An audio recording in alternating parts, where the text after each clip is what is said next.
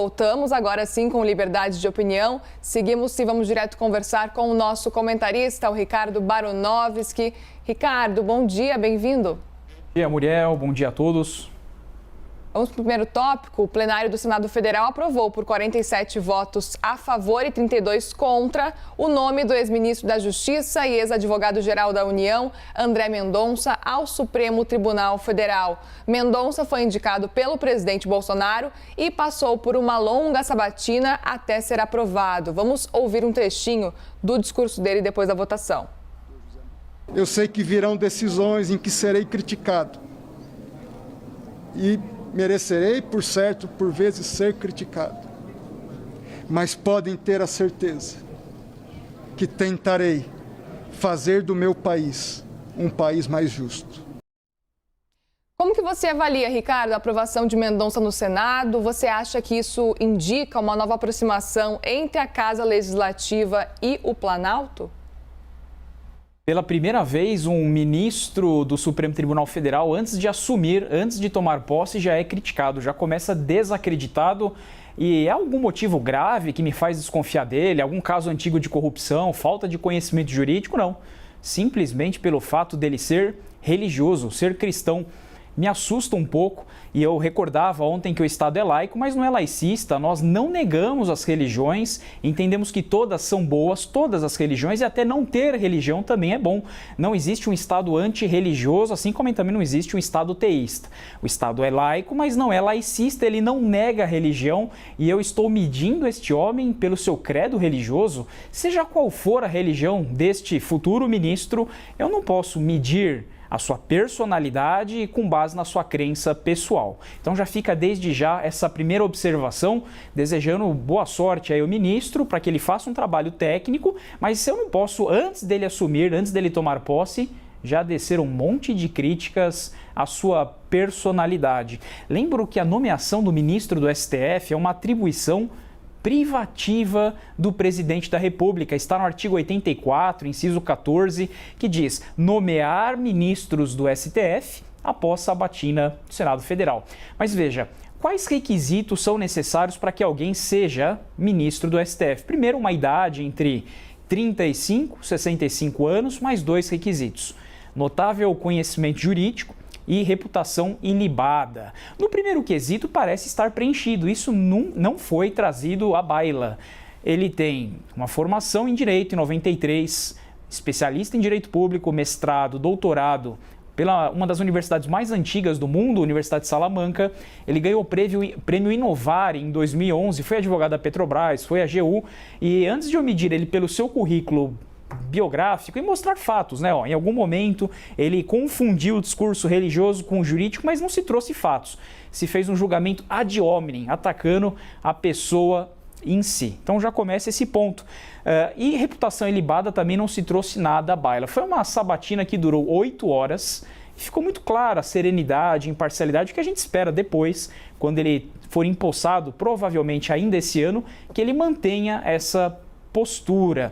Mas não dá para, de antemão, antes dele assumir a cadeira, já tecer críticas, né?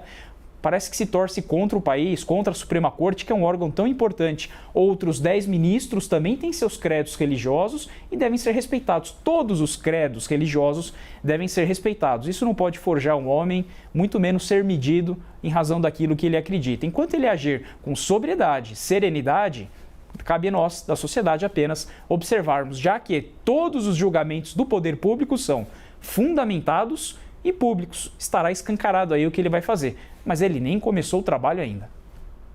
E o novo ministro do STF, que já foi chamado pelo presidente Bolsonaro de terrivelmente evangélico, reforçou que a religião, para ele, estará também a serviço do Brasil. Vamos ver um trecho da sua fala.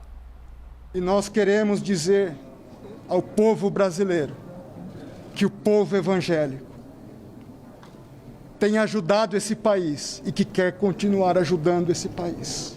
Trabalhar por esse país e fazer desse país uma grande nação. Ricardo, como que você acredita que Mendonça vai conduzir os trabalhos no Supremo? Ele vai ser, na prática, o ministro terrivelmente evangélico como Bolsonaro queria? Qual é a segurança jurídica que a gente tem em relação a isso? Separar as crenças pessoais que todos têm da imparcialidade que se exige de qualquer magistrado. Não só ministros da Suprema Corte, mas os 12 mil juízes que temos aí pelo país. Qual que é a segurança jurídica? É a fundamentação. Veja, o juiz quando decide, ele não decide por sim ou não. Ele decide motivadamente. Existe um princípio na nossa Constituição Federal chamado princípio da fundamentação. Vou deixar muito claro isso, é um debate técnico. O princípio da fundamentação ele preenche duas finalidades. A primeira finalidade é chamada finalidade endoprocessual, para dentro do processo. Essa primeira finalidade do juiz motivando, quer dizer, argumentando por que ele decidiu assim, primeiro para as partes. Para que as partes possam entender o raciocínio do juiz e elas possam recorrer. Vou dar um caso prático aqui. Imagine uma colisão de trânsito, um caso simples em julgamento, e o juiz decide da seguinte maneira: fulano A bateu no veículo do fulano B, razão por que julgo procedente a pretensão. Como é que eu recorro dessa decisão? Por que eu fui condenado ou por que eu venci a demanda? Eu não consigo recorrer. Então a decisão tem que ser motivada. O que significa isso? A testemunha A indica que estava em alta velocidade, houve perícia, não sei. Por essas razões, julgo procedente, parcialmente procedente ou improcedente. Então isso é a motivação para dentro do processo.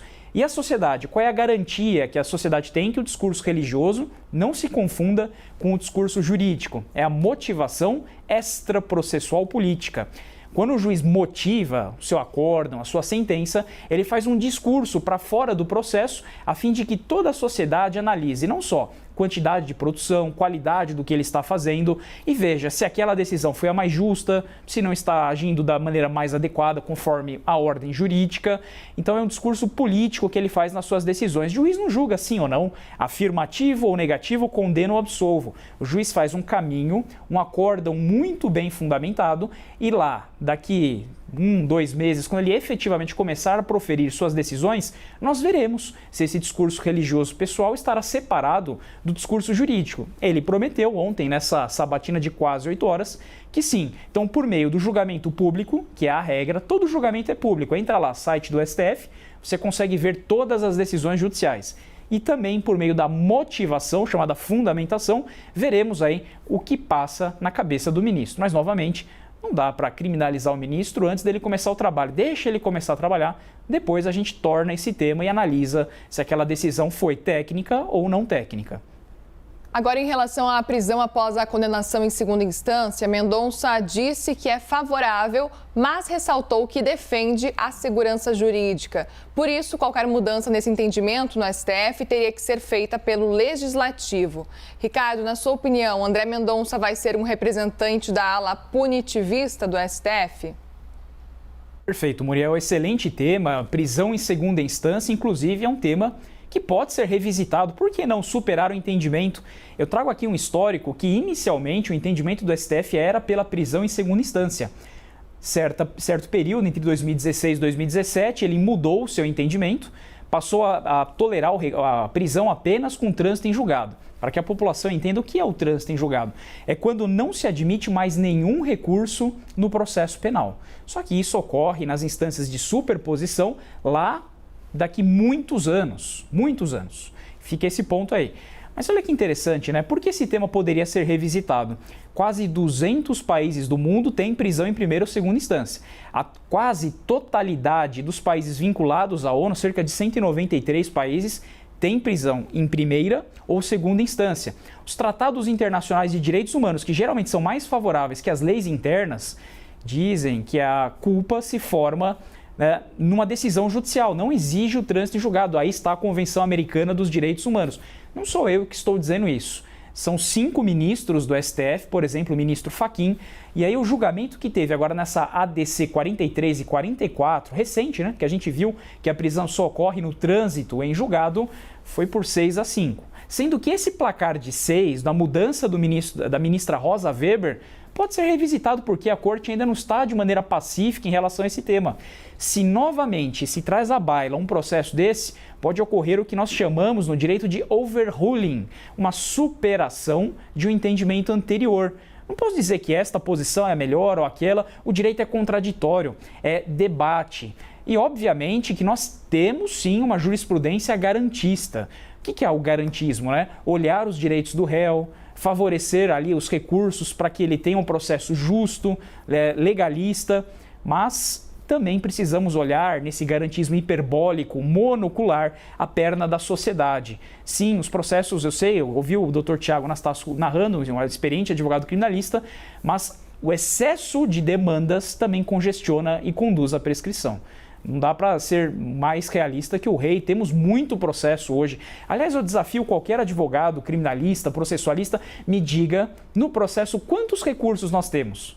É apelação, embargos em apelação, embargos infringentes, recurso especial, embargos no recurso especial, recurso extraordinário, embargos... São infinitos, eu não consigo contar quantos recursos será possível interpor em um processo penal. Bom, o que isso significa? Que aquele réu que tem advogados com mais qualidade, aquele réu financeiramente mais abastado, ele consegue levar seu processo para o STF, STJ, e nós temos vários casos de impunidade e prescrição. Imagine também a vítima demorando 10 anos, bom, temos um caso aí em julgamento no Rio Grande do Sul, quase 10 anos para ter uma resposta. Excesso de recursos, nós temos isso. Para que serve o recurso? E finalizo aqui. É para que haja pacificação social, por meio de um órgão colegiado, não só um juiz, mas 3, 5, 11 ministros, desembargadores, eles reapreciando a questão, pacifiquem a questão. Agora imagina que eu tenho 5, 10, 15 respostas no processo penal. Ora, em algum momento eu vou ser absolvido. Então o recurso serve para trazer pacificação social e dar a resposta. Realmente você é culpado, realmente você é absolvido. Você é inocente, mas não para se reanalisar infinitas vezes a ponto de que uma hora, obviamente, ou ocorre a prescrição ou ocorre a absolvição. Então, existe o garantismo penal, mas também deve existir o garantismo pró-sociedade, aquela resposta eficiente a fim de que a vítima também não saia desacreditando no processo penal e incentivando as cifras negras. Hoje, a maior parte dos processos nem chega no judiciário em razão de uma descrença social na efetividade da aplicação da lei. O que a gente espera do ministro é que ele fundamente as suas decisões, mas também não esqueça de quem o indicou, né, que tem uma postura e, obviamente, é uma competência privativa, enriquecendo ainda mais os debates. Foram 16 anos de um governo nomeano, agora temos um equilíbrio de uma outra posição técnica, fazendo o contraditório entre 11 ministros. Para o direito, isso é muito saudável. Ricardo Baranovski, muito obrigada pela participação hoje. Bom dia para você. Bom dia.